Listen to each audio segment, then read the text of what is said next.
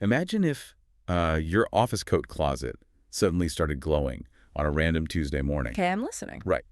And when you open the door, this cheerful voice tells you exactly which of your coworkers is secretly having a terrible day. Oh, wow. That sounds like the setup for a Pixar movie or something. It totally does. But today, we're going to use that exact premise to completely reverse engineer the adult psychology of situational awareness. Welcome to this deep dive. Thanks. I'm really excited for this one. Yeah, our mission today is to go completely off the beaten path. We're looking at a single, frankly charming piece of source material. It's an excerpt from a children's story called The Kindness Travelers and the Enchanted Cubby. Which I know sounds like a departure for us. Exactly. To you listening right now, I know what you might be thinking, a children's story. But stick with us here. Yeah, please do. We are not here for just a simple read-through of a cute winter tale. We are going to unpack the, deeply profound mechanics of empathy, situational awareness, and teamwork that are cleverly disguised within this narrative. And honestly, we can use them as a mirror to critique our own adult behaviors. Absolutely, because the author has essentially taken these complex socio-emotional concepts and just smuggled them into an elementary school coat room. Smuggle is the perfect word. I mean, it's a children's book, so the lessons are presented literally. Yeah. But the irony is that as adults, we fail the exact tests presented in this story, like every single day. We really do. The framework the author provides is just this remarkable tool for rethinking our own approach to how we navigate the friction in other people's lives. So let's establish our starting point, because the best aha moments usually don't happen on a mountaintop, right? They happen while you're waiting for the coffee machine to finish brewing. Right, in the totally mundane moments. Exactly. So the text sets the scene on a chilly winter morning at Maple Hollow Elementary, and we've all been there. You can almost smell the damp wool and the wet snow boots. Oh yeah, the chaos of a winter morning in a classroom. Snowflakes are tapping gently against the windows.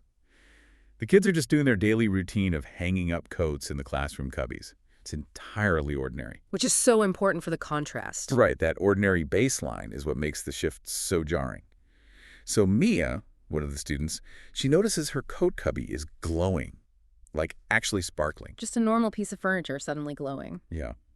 Her classmate Max whispers, "Mia, your cubby is sparkling." And then the door slowly creaks open and there's this massive whoosh. I love that part. A swirl of snowflakes spins out of the classroom like a tiny localized snowstorm. And a friendly voice echoes from inside announcing, "Welcome to the teleporting coat cubby. Next stop, wherever kindness is needed." And then it tells them to hop in. It's just such a great inciting incident. Notice how efficiently the text moves us from a state of total self-absorption. Hanging up the coats, yeah. Right, managing our own winter gear, to a state of external awareness. The cubby doesn't announce a trip to a magical wonderland or an amusement park. No. The destination is entirely defined by external need. Exactly. It immediately reorients the children's attention outward. But, okay, here's where it gets really interesting. Because I have to issue a genuine, critical challenge to the author's logic right out of the gate here. Uh-oh, here we go. Well, think about it. If we look at this from a mechanical standpoint, this magic cubby is acting as an empathetic GPS system. It's detecting where help is needed out in the world. Right, acting as a radar. But if these kids need a magical glowing piece of furniture to tell them someone is slipping on ice right outside their window, doesn't that just prove humans are inherently self-absorbed? That's a fair point. It feels like relying on a smartphone push notification to tell you to be a decent person. I mean, does the cubby choose Mia, Max, and Harper because they are inherently kind?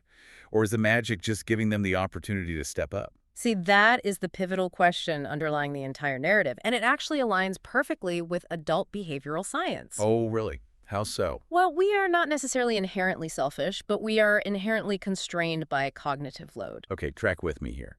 Think about a typical adult commuting to work. Your brain is processing traffic, your upcoming 10 a.m. meeting, your grocery list, maybe your own physical comfort because it's cold. Right, you're just trying to survive the morning commute. Exactly. You suffer from inattentional blindness to the struggles of the people around you. Your brain is literally filtering out extraneous information. Wow, okay. So we just don't see it. We don't. And the text addresses this beautifully with one of its core lessons. It explicitly states, awareness of others' needs builds empathy. Awareness of others' needs builds empathy. So the awareness has to come first. Precisely. The phrasing implies that empathy isn't a prerequisite that you must magically summon from within. Empathy is the result of forced awareness. The cubby provides the awareness, but the children must provide the action. So the magic cubby is essentially like a bypass valve for their cognitive filters. That's a great way to put it. It interrupts their routine, taps them on the shoulder, and says, hey, look over here. It gives them the sight, but they still have to choose to use the muscle. Right. The cubby cheerfully chimes, hop in, but they actually have to take the step. And they do. With a flash of sparkling snow, the narrative instantly drops them into a situation that tests whether they will convert that awareness into action. And the transition from the classroom to their first destination is jarringly practical. Extremely practical. They are teleported to the icy playground.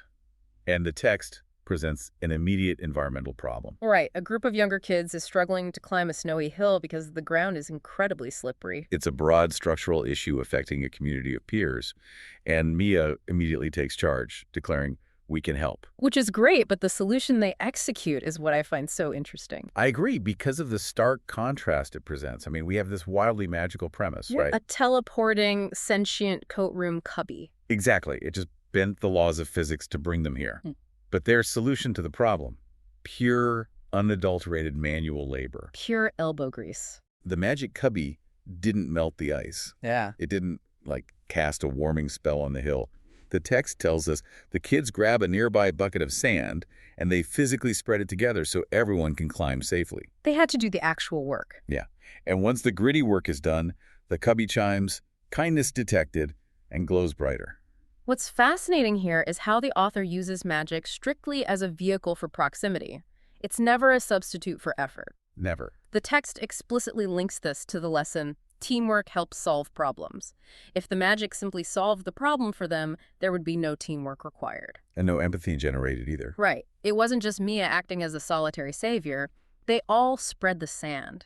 The magic system in this universe is designed to point the way, but it leaves the agency completely up to the kids. When you map that onto the adult world, it becomes a rather biting critique of how we use technology. Oh, absolutely. Think about the metaphorical sand buckets in your own workplace. To the listener, we have endless tools, Slack, Zoom, global news feeds that act as our magic portals. They instantly connect us to problems across the office or across the world. Exactly. We have the awareness. Our cubbies are glowing constantly. But the technology can't spread the sand for us. Nope. You still have to roll up your sleeves. You have to actually coordinate with your team and do the tedious, unglamorous work of fixing the slippery slope. We often confuse the magical awareness of a problem with the actual solving of it. Which is a huge trap. We experience effective empathy like feeling bad about the slippery hill. Right. But we fail to engage in compassionate empathy, which requires taking the bucket and spreading the sand. And the cubby validates that compassionate empathy with positive reinforcement. Kindness detected. It's a feedback loop rewarding the physical effort. So we've seen how they handle a purely physical environmental obstacle as a group. But empathy isn't always about fixing a structural problem with manual labor, is it? No, not at all. Sometimes it's about navigating interpersonal friction. Which requires a completely different, highly attuned skill set. And the text wastes no time pushing them into this second phase. There's another whoosh, and they teleport away from the playground. And where do they land? In front of the town library. And the situation shifts dramatically here. We go from a group of younger peers to a single, isolated individual. An elderly neighbor, right. Yeah. She's standing outside, sighing that her hands are too full with a heavy bag of books to open the door. So the structural contrast between the two stops is quite deliberate. Very deliberate. The playground required a broad solution. Right, sand on ice for a crowd. But this second stop demands highly targeted, synchronized empathy for a specific individual. Across an intergenerational divide, no less. Exactly. They have to read the immediate physical and emotional state of one person and react accordingly. Okay, let's unpack this, or rather, let's unpack this right now. Yep. Because the choreography of how Max and Harper respond is just a perfect blueprint for situational awareness. It really is. It's a simple children's book, so the action is straightforward, but they act like a pit stop crew for kindness. A pit stop crew, I like that. Think about a race car pulling in. Everyone instantly assesses the vehicle and performs a highly specific job to remove the friction and get the car moving again. Right, nobody is just standing around. Exactly. Max doesn't just awkwardly grab at the bag, and Harper doesn't just stand there watching. They instantly assess the physical burden of the elderly neighbor and split the task. Perfectly synchronized. Max handles the environmental barrier by rushing to hold the heavy door. Harper handles the physical burden by taking the heavy bag inside. They tailor their help to her exact pain points. It is a textbook example of applied situational empathy. They don't overwhelm her or, throw a blanket solution at the problem. No, they disassemble the specific friction she is facing. And this highlights another core lesson from the source material. Kindness makes a big difference in small moments. Small moments, that's key. Opening a door and carrying a canvas bag isn't saving the world in a grand cinematic sense. But for that elderly neighbor standing out in the cold with her hands full, it profoundly changes her morning. And she smiles warmly, and the cubby announces kindness level rising. The system gives immediate feedback. It recognizes that the scale of the act is fundamentally less important than the presence of the act. And isn't that where we, as adults, stumble the most? Oh, all the time? We walk past these metaphorical heavy bags in the office or in our neighborhoods every single day because we are so locked into our own routines. We think empathy has to be this massive, life-altering intervention. Right, a grand gesture that requires a week of planning. But the magic system in this story treats 10 seconds of being a decent neighbor with the exact same reference as the group playground rescue. Because it's calibrating their empathy to whatever the situation demands. It trains them to understand that the friction a coworker experiences, say, trying to meet a deadline, Or a stranger navigating an airport with too much luggage. Exactly. It requires the same attentive presence as a large-scale crisis. So that brings us to the culmination of the journey, the moment where the external scaffolding of the magic is finally removed. The ending is quite poignant, actually. It really is. So in a blink, the kids are teleported back to their classroom at Maple Hollow, and the physical reward is waiting inside. Tiny glowing snowflake badges declaring them the kindness travelers. A nice little tangible reward. But right after this, the story notes that the cubby's glow fades. It goes completely dark and just looks normal again. Back to being everyday wooden furniture. Yeah. However, the author leaves us with this detail. Every time the kids helped someone that winter, they swore the cubby door gave a tiny sparkle. Which is arguably the most important event in the entire narrative. So what does this all mean? I really want you, the listener, to pause and consider this dynamic, because the implications are massive. Truly. Is that tiny sparkle they see later that winter real magic? I mean, is a cubby still secretly enchanted? Or is it just their own newfound awareness validating their good deeds? If we connect this to the bigger picture, the text provides the answer in its overarching lesson. Helping others can happen anywhere. Can happen anywhere. The fading of the magic cubby represents the training wheels coming off. The training wheels, yeah. They don't need to be teleported anymore because they've learned to spot the slippery hills and heavy bags in their own everyday lives. The magic wasn't there to do the work. The magic was there to change their vision. And once their vision was altered, the glowing portal became redundant. They became the portals. That is so good. Yeah. The tiny sparkle they see isn't the wood of the cubby glowing. It's their own internal empathy radar pinging. Exactly. It's that dopamine hit, that kindness level rising feeling that they have now learned to generate entirely on their own. Without needing a push notification from the universe. It's a classic example of behavioral activation leading to cognitive change. Meaning what, exactly? Meaning, we often assume we must feel empathetic before we act. But neuroplasticity shows us that by changing our behavior, by deliberately engaging in acts of practical problem solving, we alter our perception of our environment.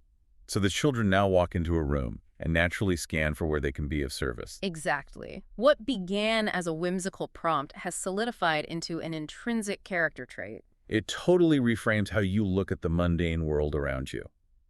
It just strips away the excuse that we are simply too busy to notice. It really is. And it brings us right back to the core takeaway from the source material. A magical classroom cubby shows kids that even small acts of kindness can brighten a day. Which boils down to that final lesson. Kindness can take you anywhere, and sometimes it brings you right where you're needed most. Right where you needed most. That is the absolute crux of situational awareness. It's the realization that you don't need to travel to find a crisis. You just need to be present and attentive to the friction in the lives of the people immediately adjacent to you. Which is exactly what we want to leave you with today. Look around your own life. You, the listener, probably don't have a teleporting, glowing coat cubby in your office or your home. Probably not. But the metaphorical sand buckets and heavy library bags are literally everywhere around you. Everywhere. Every single day you are walking past icy hills and closed doors. The opportunities for teamwork and targeted empathy aren't hiding in some magical realm. They are waiting to be noticed right now in the middle of your perfectly ordinary Tuesday routine. You just have to choose to clear your cognitive load just enough to see the person next to you. Because, as the text reminds us, the awareness must come first. The physical action is simply the sand you spread once you've opened your eyes. But I want to leave you with one final, lingering thought to mull over as you go back to your routine. It's a question that builds on the rules of this enchanted little universe we explored today. Okay, lay it on us. If the cubby's magic was explicitly triggered by the need for kindness, like if it only opened its doors and said whoosh because there was an unmet need out there in the world, Right. what would happen if we all started acting like kindness travelers?